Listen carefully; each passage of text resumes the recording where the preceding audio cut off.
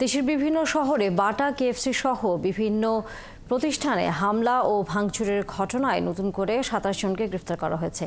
এখন পর্যন্ত গ্রেফতারের সংখ্যা দাঁড়ালো ৭৬ জনে। একই সাথে খুলনায় ৩টি সহ বিভিন্ন জায়গায় ১০টি মামলা দায়ের হয়েছে। আটকদের পরিবারের দাবি, কোনো ধরনের প্রমাণ ছাড়াই তাদের গ্রেফতার করা হয়েছে। যদিও পুলিশ বলছে যথেষ্ট প্রমাণ নিয়ে তারা অভিযুক্তদের চিহ্নিত করেছেন। সহকর্মীদের তথ্যছবিতে বিস্তারিত। খুলনায় বাটা, কেএফসি ও ডমিনোস পিৎজা সহ বিভিন্ন প্রতিষ্ঠানে ভাঙচুর ও লুটপাট হয় সোমবার বিকেল থেকে সন্ধ্যা পর্যন্ত। এরপর মামলা না হলেও পুলিশের ভাষ্য, সিসিটিভির ফুটেজ দেখে ৩১ জনকে আটক করা হয়। পরে তাদের আদালতের নির্দেশে কারাগারে পাঠানো হয়। এই ঘটনায়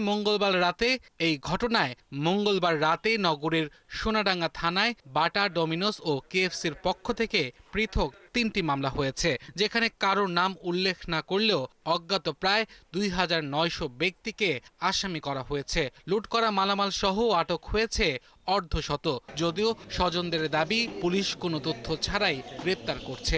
আমার স্বামী তো ড্রাইভার, কিন্তু আমার স্বামীর রাস্তাতে প্যাসেঞ্জারের সাথে ধরে ওই রিক্সাও আটকে রাখছে, স্বামীরও আটকে কেসে দিয়ে দিচ্ছে। তুই গেম খেলতেছিস, এদিকে শোন গাড়ি তোর তো আমার ডাক দিচ্ছে, আমি বেরোইতে গাড়ি টান দিয়ে নিয়ে চলে এসেছি। সিলেটের নতুন ৬ জন সহ এখন পর্যন্ত গ্রেপ্তার হয়েছে ২০ জন। তাদেরও দাবি, সেদিন ফিলিস্তিনে গণহত্যার প্রতিবাদ সমাবেশে যোগ দিলেও কোনো লুটের সাথে তারা ছিলেন না।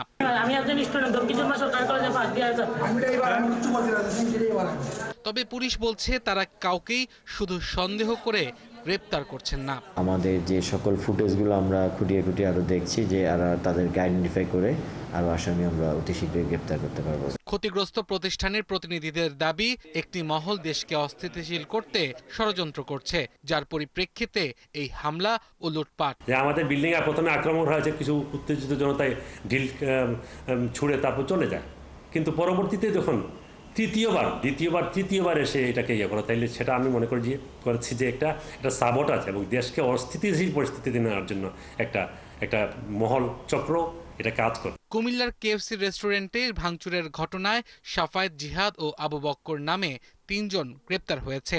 এছাড়া নারায়ণগঞ্জে সন্দেহভাজন হিসেবে আটক হয়েছে ৪ জন। কেউ লুটপাট করতে চায়, কেউ কোনো অত্যাচার করতে চায়, কেউ কোনো ভ্যান্ডালিজম করতে চায়, সেটি আমরা করতে দিব না।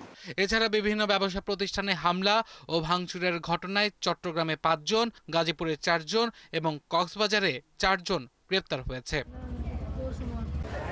আব্দুল আল মামুন, ৭১।